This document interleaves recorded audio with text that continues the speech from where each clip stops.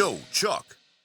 What the chuck is up, YouTube? In this video, we're going to go over Leetcode 189, rotate array.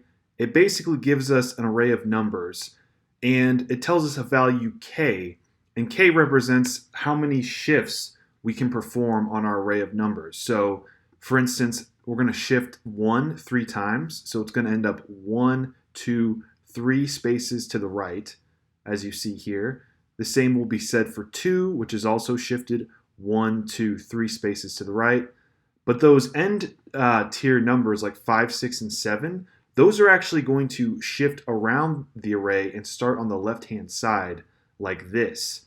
So we can only use the original array of nums. We can't return a new array. But I'm going to show you 3 different strategies that you can solve this problem with. So without further ado, let's hop over to the code.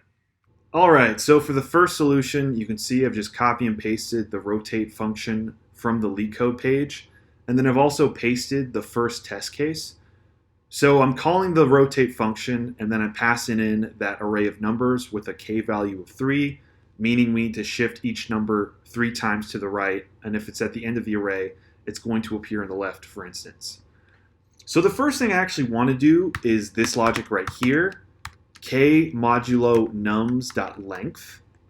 And let me explain what this means. So if we have a k value, let's say of 8, and we run modulo the nums length, which is 7, that's going to return a value of 1. So basically we're saying we're going to shift each item over to the right 1. And that's the same actually as shifting that same item over to the right 8 times. Because if you recall, when we reach the end of the array on our shifts, we're actually starting at the beginning again. So it's kind of like a circle. So 8 is the same thing as 1. So if our k value is greater than our nums.length, why would we have it be 8 when we can just make it 1? So that is why I'm using this logic of the k value here. In the instance where the k value is less than the nums.length, like it is right now. So right now we have a k value of 3, and if we modulo 7 to 3, it just returns 3. So no harm is done. But this is just a measure to basically reduce our k value if it's at some ridiculous number, say 20, and we can just reduce it to something else. So that's why I'm doing it like that. And then also, this is kind of the verbose way of saying this logic. So what you'll see often is instead, you'll see modulo equals, and then nums dot length, and that is the same thing. So let's just return that k value for now. Since it's less than nums dot length, we would expect to get back 3. So if I run this code, yes, we get a k value of 3. We want to shift over 3 times to the right. Okay. With that little trick explained, let's loop over the number array. So I'm going to make a variable called I, set equal to 0. As long as I is less than nums.length, we want to increment I. All right, now we know we have an index for each number. So if I was to console the number out, so that would be nums at I, and then I want to console out the index to that number. You can see each one of our numbers has an index associated with it. We need to change that index and put our number at that respective index. So I'm going to make an index variable, and it's going to be set to I plus the shift that we want to perform, so in this case k. And now I'm going to put it in this console statement, so you're going to see where each number should actually appear. So you can see right now that 7 needs to appear at index 9, but we don't have an index 9. The highest value index we have is actually 6, because remember that arrays start at index 0, and they're 0 based, so it's going to go up 0, 1, 2, 3, 4, 5, 6. So 6 would technically be the last number in this array. So that should tell you that we need to start 7 on the left-hand side, so somewhere over here.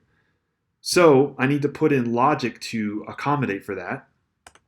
So I'm going to say if index is greater than nums.length minus 1. So that's saying if this index value is greater than nums.length minus 1, that would be 6 in this case because there are 6 items.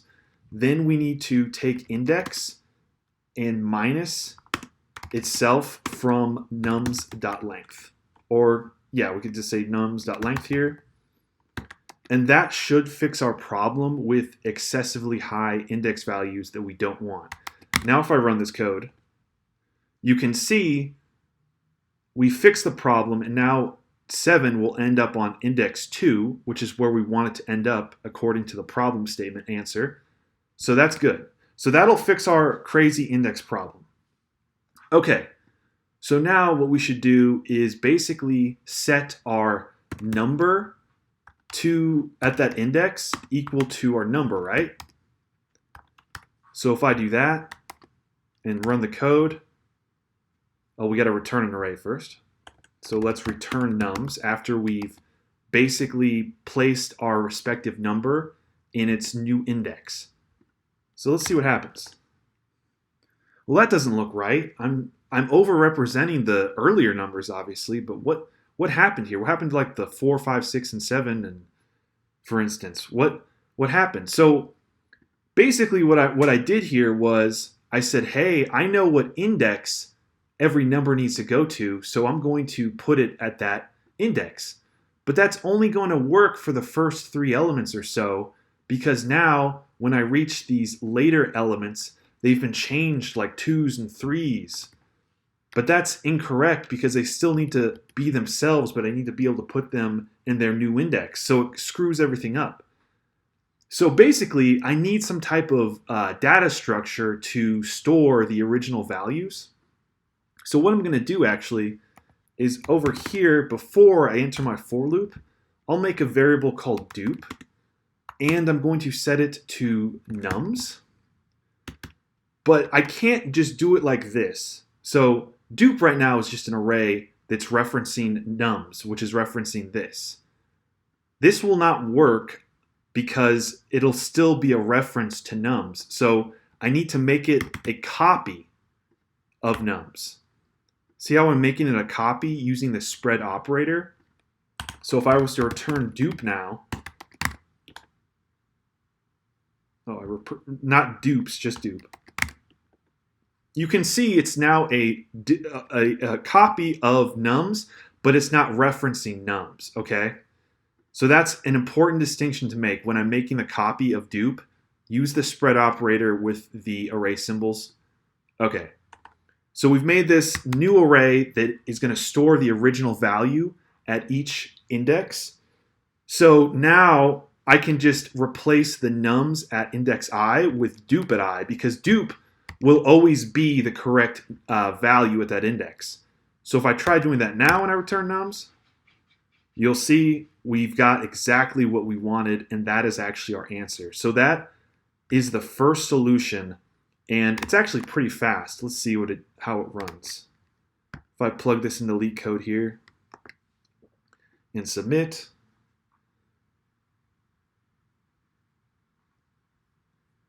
let's see what we got.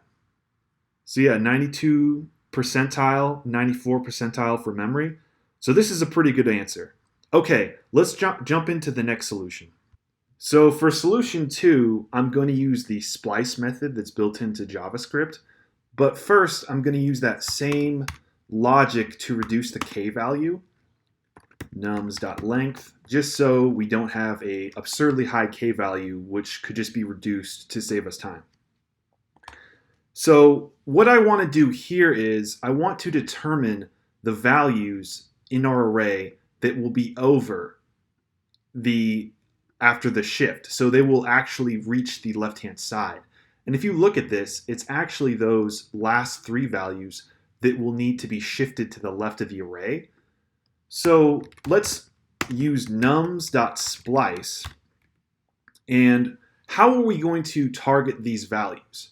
Well, what we can actually do is use the index of nums.length minus k. So what that's saying is the splice method requires an index to start on, right? and that is it's looking for an index. And I'm saying I want to start at index nums.length, which is 7. So I'm starting over here. And then I'm going to backtrack minus k, which is 3. So it's going to go 1, 2, 3. So we're actually starting at this 5, 6, and 7 right now. And now the second argument requires a amount of numbers I want to like splice up. So I just want to splice up 3 numbers, or k numbers. So if I was to return this value, so I'll return it here, you can see I'm grabbing that 5, 6, and 7, which is great. That's what we want. So recall that nums.splice will actually mutate the array, meaning that I don't need to actually do anything other than nums.splice, and it will change the array. So now if I return nums, look what happens. You can see we've taken away the 5, 6, and 7. But we want to store this in some type of variable, or like move it around, because remember, we can't use a different array. We need to use the same array and return nums. So what I'm going to do is I need to shift that, or unshift these last items and add them to the front. So we can use the unshift method and pass in the value of those 5, 6, and 7. So if I do that now and I return nums, what happens? So that looks good, but I have the brackets. How do I remove the brackets? So what you can do is use the spread operator here, and just now I am taking the individual contents of that 5, 6, and 7, which was returned as a new array using the splice method. And now I'm going to basically distribute them into the nums array. So now if I do that, we get 5, 6, 7, 1, 2, 3, 4, for instance. So I think the biggest part of this algorithm is trying to wrap your head around, why am I starting at this index? Well, because those are the numbers that are going to be over the length of the array when you add the shift value. So right now 5 is at index 4, 6 is index 5, and 7 is index 6. If you add index 4 plus 3, that's going to equal 7, which is 1 over.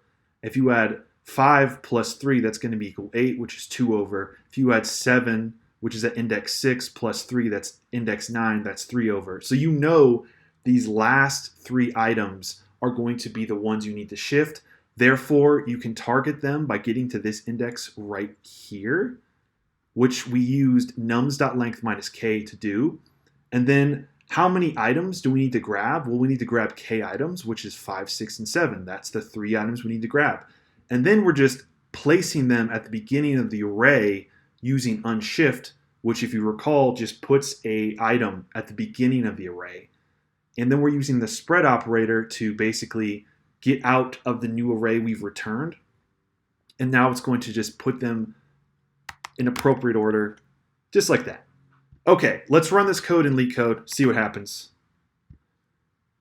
Let's go to our submissions here and plug in this new function we just did. So if I return that, let's see what happens. Looks like it did pretty well.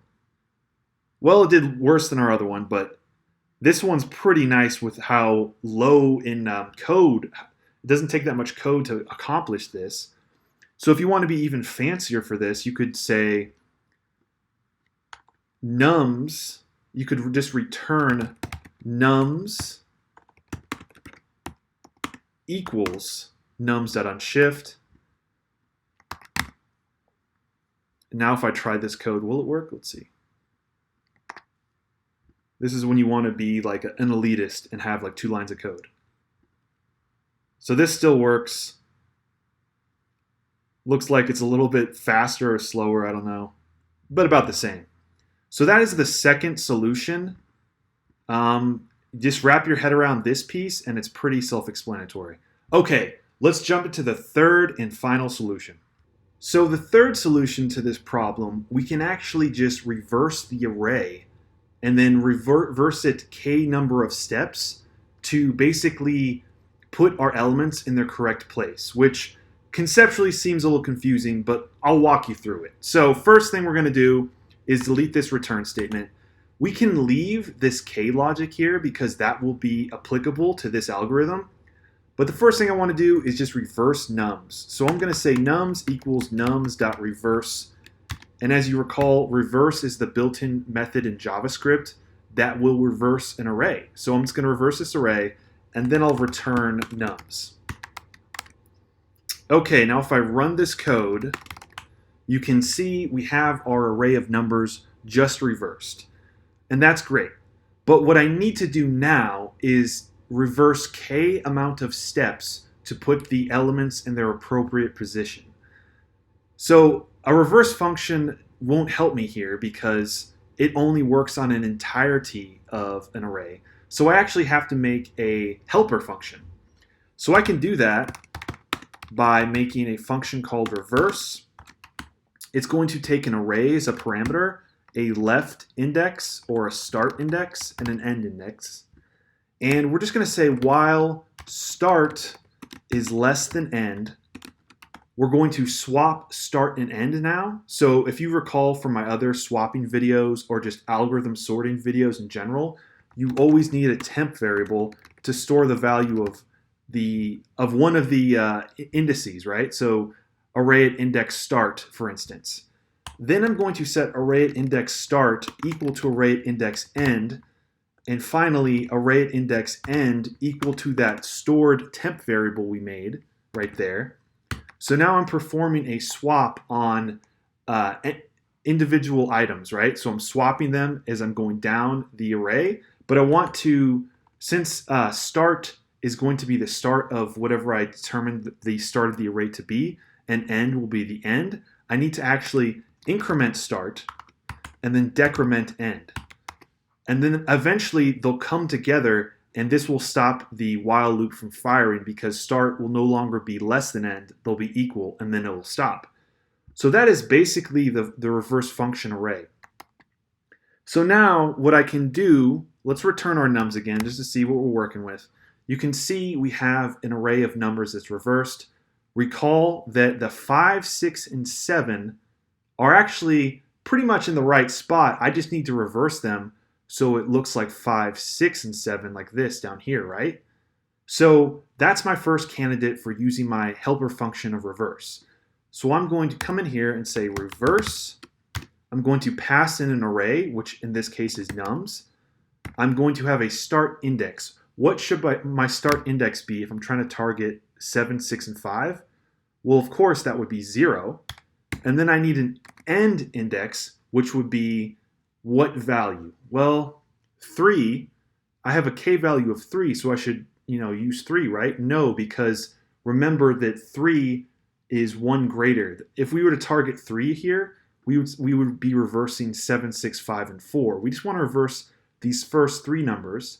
And since arrays are 0-based, we actually need to do k minus 1, which will be indices 0 through 2, and that will target 7, 6, 5. Okay, so now that we've reversed 7, 6, 5, what does our nums array look like? It looks like this. And that's actually good because we can see 5, 6, and 7 are now in the proper position. But we need to do something about 4, 3, 2, 1. And we can just use our reverse helper function again. So I'm going to say reverse, pass in an array, that's going to be nums. What's our starting point? Well, if we put in our starting point as k minus 1, let's see what happens. K minus 1. And then what's our ending point? That would be the last number of our index values, which would be nums.length minus 1. So let's see what happens when I run this. So if I run this, it looks like it clipped and took that 7 over here. We want our 7 to stay put. So you can see I need to actually increase the distance on my array. So I need to start at a later index of just k. And that will fix it. And now we have the solution. So just a few things to note on this reverse function. It does work, but now we need to do edge cases. So if my k value is equal to 0, or my nums.length is equal to 0, or nums.length is equal to 1, just return nums. Basically, if I was given a k value of 0, I don't even need to do any shifting, so why would I even bother reversing? That's kind of the logic there. And then same with like the nums. If nums is just, it's nothing or just one element, why bother reversing? So that's why I'm putting in these edge cases here. But I think the interesting thing about this algorithm is it's just another way of looking at the problem and solving the problem. And recall, we're just reversing it at first, and then we can reverse specific indexes from like a start and an endpoint, like we just did here with that 5, 6, and 7, and then we did the 4, 3, 2, 1. We just reverse those independently, and then when they're combined together, it'll actually give us our answer. So that's kind of conceptually confusing to wrap your head around, but I think it kind of makes sense because reversing an array is just another way of shifting elements, right? And that's what we're trying to do in this problem. So with that said, let's run the code in Leetcode and see how it goes. Let's go to my submissions here, and I'll pass in. You can see I already did it once. Let's pass in it again, submit it. Looks good. What's our runtime? 79th percentile, 30 percentile for memory. So it looks pretty good. So yeah, that was 3 solutions to the rotate array problem, Leetcode 189. If you guys enjoyed this content, please make sure to like and subscribe, and I will see you in the next one.